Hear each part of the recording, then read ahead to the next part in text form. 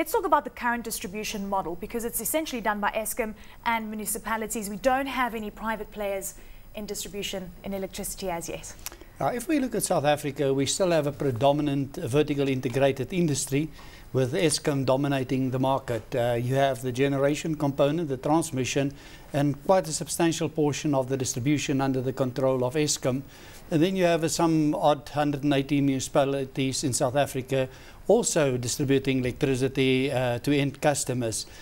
Comparing that with where the whole world is going, you find an unbundling of the industry. Even if you compare it with our neighbours, Nigeria is going through quite an extensive unbundling of the market, where you're really inviting private players into the market ultimately. Although the picture in South Africa was for the first phase not to have it unbundled to that level, but surely to lay the foundation for the future. Do you think that we're ever going to see the unbundling of this, given the fact that there is fear that Eskom, of course, being the monopoly at this point in time, is very strategic from a country perspective, and if we start seeing private players coming to the fore, it could alter the competitive environment, and the pricing structure is what people are really worried about? We must never underestimate the potential strategic implications of an unbundling. However, I'm one of the believers that say, if you do not bring in more players into the industry, you will always place the whole burden on government. So if there's funding shortfall, you'll have to go to the principal, who happen to be government in this case. So my personal contention is that we should see a level of unbundling of the distribution industry in South Africa, and specifically the market. We need to structure the market so that it becomes attractive to investors to come into this sector, but also for future generation capacity to really effectively operate and play in the market. Speaking to some CEOs on this desk, it seems that there is a lot of fear and worry with regards to generating electricity, because they're not really sure in terms of what the regulatory structure is going to look like going forward, and they're still waiting on this. Tongaat Hewlett being an example.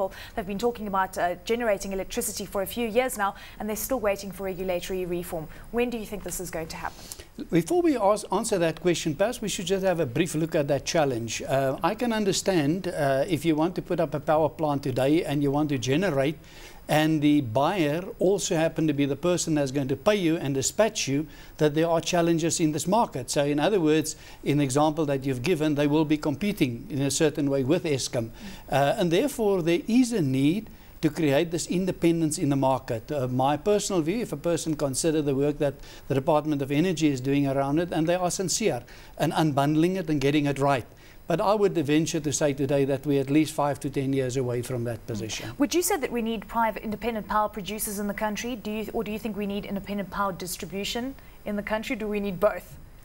Well, the first point is competition has never been bad. Competition forces efficiency and effectiveness. It also, as I indicated already, takes off the burden of government to feed the full bill at the end of the day. So from that perspective, I'm of the opinion that competition can only be good.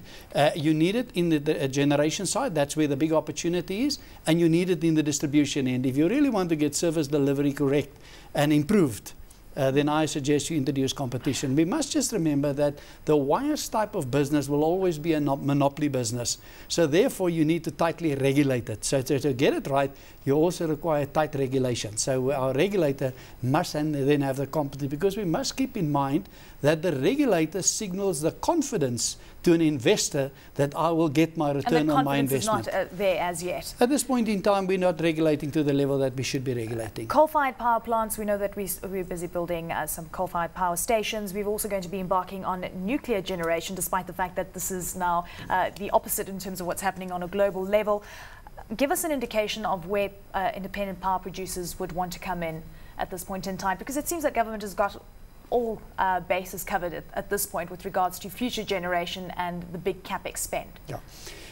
If we look at the total industry, the electricity supply industry in South Africa, it is true that there is a plan in place to address the generation side and to avoid the 2008 blackouts that we had. And we need to complement government and Eskom and the big players in that space.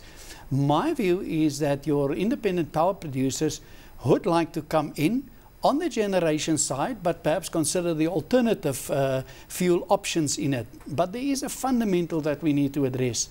and that it is no good you having the generation upstream sorted out, and you've got the transmission grid sorted out, but on the distribution in the so-called last kilometer to the end customer is falling apart. Now, as we speak today, the backlog on maintenance, refurbishment and strengthening sits at 27.4 billion rand on a 2008 study that we did, and it's growing by 2.5 billion rand per annum. Now, that's a few bucks that we require to get that in right. So you can't just focus on the generation, and I submit that we need in South Africa to have a look at an holistic industry solution and fix the total value chain, and not just one component of it. Okay, well, this is, you said, 27.4 billion rand in terms of backlog in investment with regards to maintenance and the distribution side. Do you think that it's grown, or do you think that it's actually come down, given the fact that consumers are paying far more for electricity since the blackouts that we incurred in 2008? Has that money just solely, and you're sitting with a big smile, has that money solely gone into funding the new coal-fired power plants? I think we must just consider there's a component of the tariff which is obviously that's going to Eskom, which Eskom will use in their generation, transmission and distribution. But for most of the customers, of the 9.2 million customers in South Africa, the majority of them actually is supplied by municipalities. And when we talk about the infrastructure, we must acknowledge there are pockets of good performance. However, the question that you've asked, is it getting better or it's getting worse? It's getting worse. I think the outages and the number of outages, we even have some of our bigger suppliers with an average of 135 unplanned outages per month. Now, surely that can't be a signal of having a business under control.